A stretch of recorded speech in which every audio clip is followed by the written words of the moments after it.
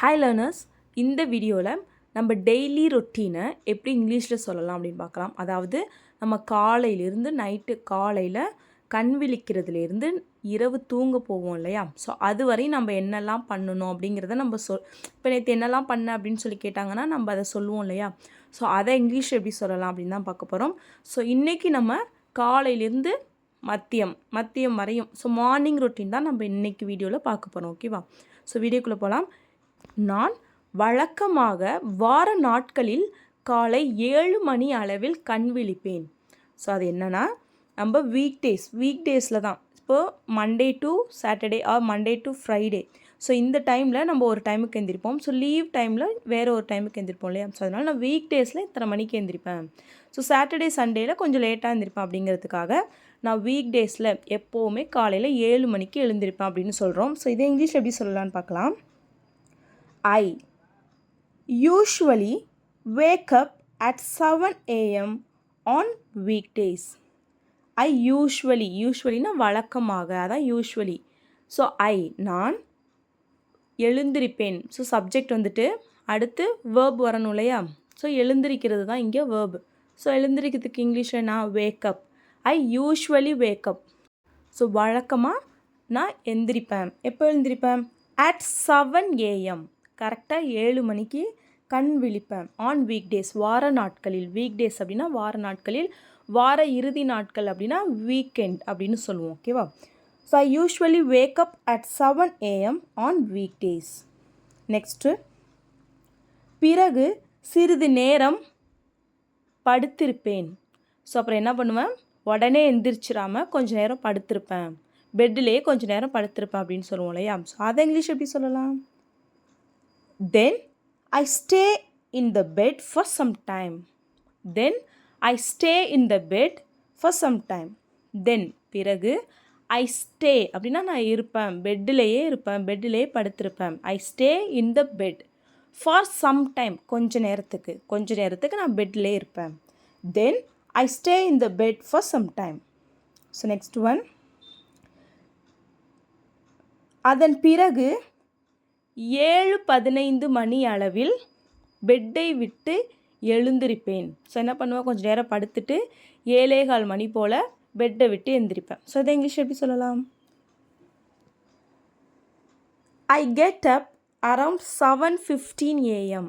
I get up around 7:15 a.m. So கரெக்டாக 7:15 கிடையாது, கொஞ்சம் நேரம் படுத்துட்டு ஒரு 7:15 மணி போல் எழுந்திரிப்பேன். அதனால தான் அரவுண்ட் 7:15 அப்படின்னு சொல்கிறோம். ஸோ ஐ கெட்டப்னா வேக்கப்னா நம்ம தூக்கத்திலிருந்து கண்ணை விழிக்கிறது வேக்கப். ஸோ பெட்டை விட்டு எந்திரிக்கிறது getup. So I getup around 7:15 a.m. 7:15 மணி போல் பெட்டை விட்டு எந்திரிப்பேன். ஓகேவா? So next one. அதன் பிறகு என்னுடைய படுக்கையை சரி செய்வேன். ஸோ அதுக்கப்புறம் என்ன பண்ணுவோம்? நம்ம பில்லோ, பெட்ஷீட் இதெல்லாம் வந்து கலைஞ்சிருக்கும் இல்லையா? ஸோ அதெல்லாம் நம்ம கரெக்டாக அரேஞ்ச் பண்ணுவோம் இல்லையா? ஆர்கனைஸ் பண்ணி வைப்போம். ஸோ அதை தான் நான் வந்து என்னோடய பெட்டை சரி பண்ணுவேன். After that I make my bed. Make my bed அப்படின்னா பெட்டை ஆர்கனைஸ் பண்ணுறது. ஸோ கலைஞ்சிருக்கிற பில்லோ, பெட்ஷீட் இதெல்லாம் வந்து நம்ம மடித்து வைக்கிறதுக்கு மேக் மை பெட் அப்படின்னு சொல்லுவோம். So after that I make my bed. அதன் பிறகு நான் என்னுடைய படுக்கையை சரி செய்வேன். So next one. பிறகு பல் துலக்கி விட்டு ஒரு டம்ளர் தண்ணீர் குடிப்பேன். ஸோ அதுக்கப்புறம் என்ன பண்ணுவேன்? பல் விளக்கிட்டு ஒரு கிளாஸ் வாட்டர் குடிப்பேன். ஸோ இதை இங்கிலீஷ் எப்படி சொல்லலாம்? Then I brush my teeth and drink a glass of water. And I brush my teeth அப்படின்னா நான் பல் விளக்குவேன். ப்ரஷ் பண்ணுறதுனா பல் விளக்குறது. பல் விளக்கிட்டு drink a glass of water, ஒரு கிளாஸ் தண்ணி குடிப்பேன். ஓகேவா? Next one. அதன் பிறகு காலை உணவு தயார் செய்வேன். ஸோ அதுக்கப்புறம் என்ன பண்ணுவேன்? காலை உணவு செய்ய ஆரம்பிப்பேன்.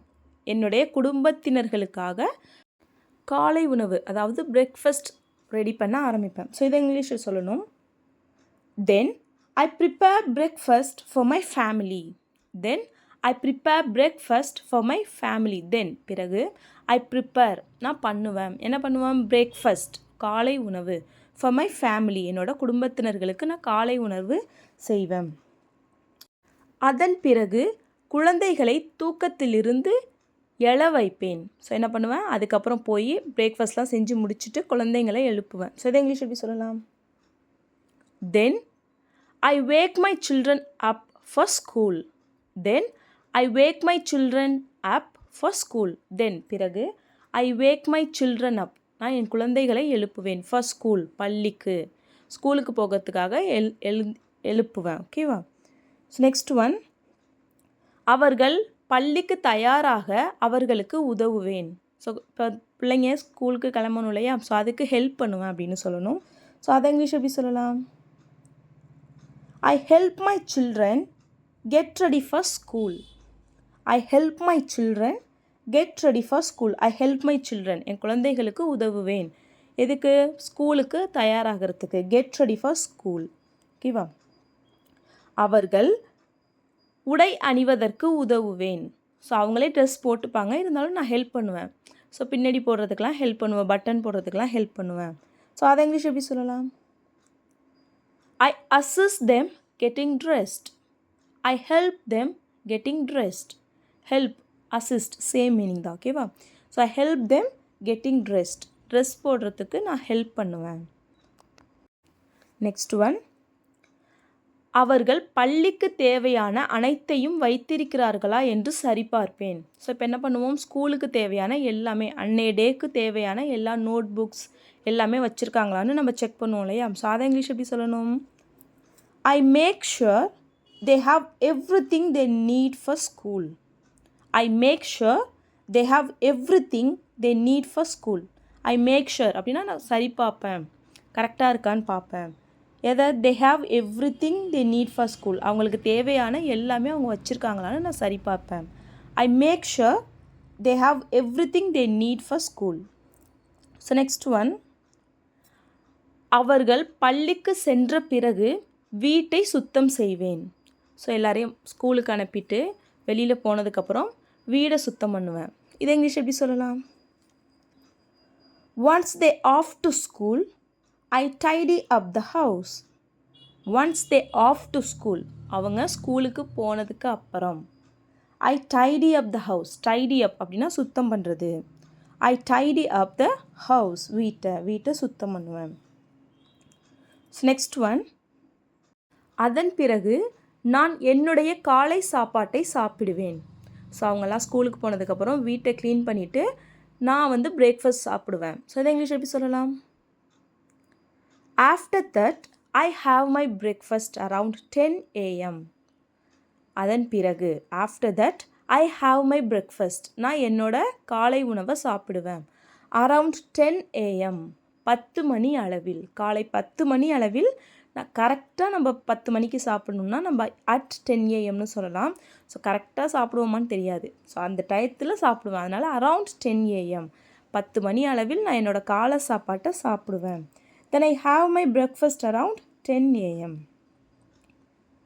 அதன் பிறகு தேவைப்பட்டால் கடைக்கு செல்வேன். அதுக்கப்புறம் அன்னைக்கு ஏதாச்சும் வாங்க வேண்டி இருந்ததுன்னா கடைக்கு போவேன்.